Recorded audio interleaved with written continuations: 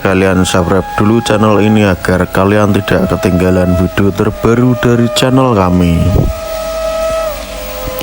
Kesaktian Sunan Kalijaga versus Prabu Siliwangi tanpa pusaka Nyi Roro Kidul kalah telak. Kesaktian Sunan Kalijaga vs Prabu Siliwangi diriwayatkan pernah keduanya beradu tanding hingga berhari-hari. Kesaktian Prabu Siliwangi versus Sunan Kalijaga memang berbeda. Prabu Siliwangi memiliki khodam dan prajurit macan putih sebagai pendampingnya. Selain Sunan Kalijaga versus Prabu Siliwangi, kesaktian para kesatria Cirebon utusan Sunan Gunung Jati juga turut diuji dalam pertempuran itu.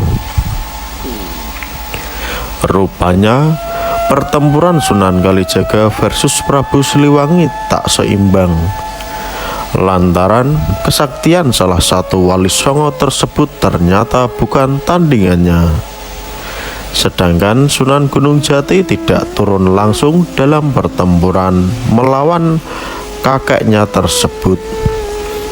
Meski dia mengemban misi mengislamkan Prabu Siliwangi, sebenarnya Sunan Gunung Jati ini secara baik-baik ingin mengajak Prabu Siliwangi masuk ke agama Islam.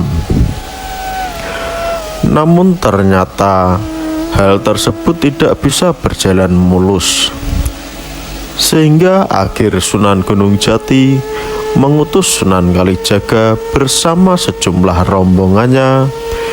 Namun Prabu Siliwangi ternyata tidak mudah ditaklukkan. Selain sakti mandraguna, ia memiliki kemampuan strategi perang yang amat baik, sehingga benar-benar tidak mudah ditaklukkan.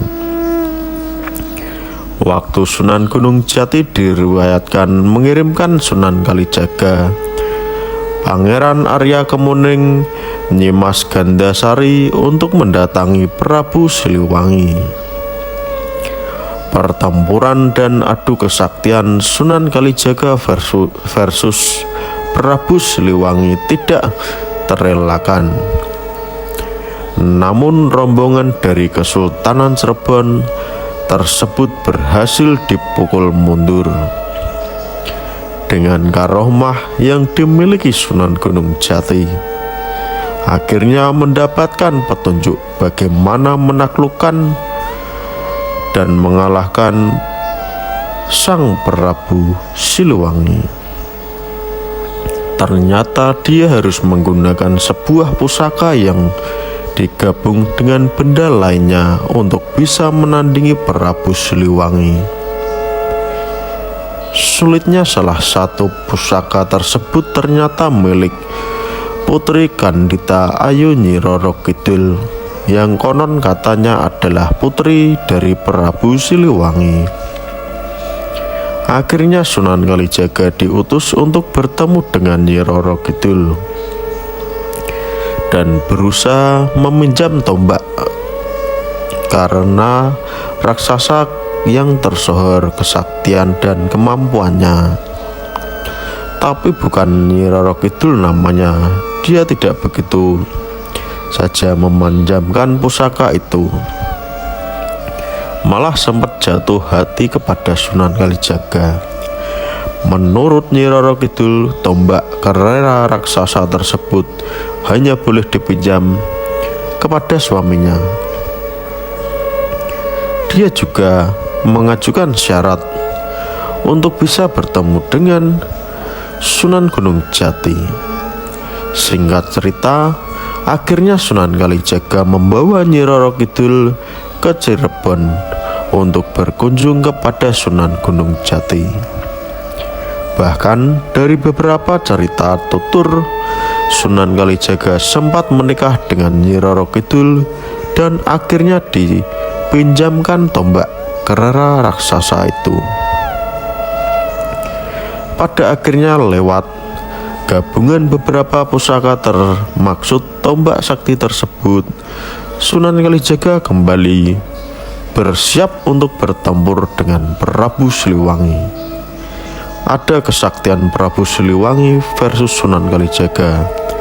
Kali ini relatif seimbang, meski akhirnya dimenangkan oleh Sunan Kalijaga. Kendati demikian, cerita ini hanya bersumber dari kisah tutur turun-temurun, sulit dibuktikan dalam perspektif sejarah. Tentunya banyak versi sejarah ataupun cerita tutur lainnya mengenai kisah Sunan Kalijaga maupun Prabu Siliwangi. Apa pendapat kalian tentang video ini? Silahkan kalian berkomentar di bawah ini agar kita tahu. Terima kasih.